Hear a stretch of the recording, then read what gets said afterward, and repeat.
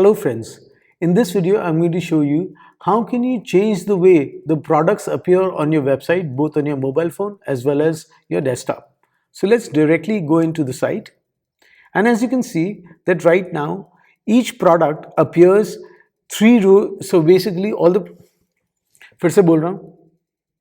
Hello friends, in this video we are going to discuss how do we change the way products appear, the layout of those products in your desktop application as well as your mobile application.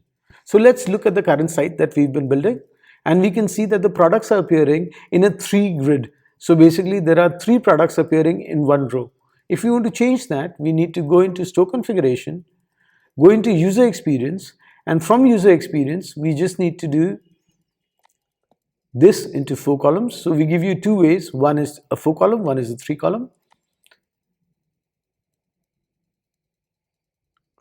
What happens is now 4 products are appearing side by side. Let's switch to the mobile phone. And when we switch to the mobile phone, you can see that there are 2 products appearing in one row. If you want to change that, we'll go back into store configuration, change it to line columns. These are the 2 layouts that we have.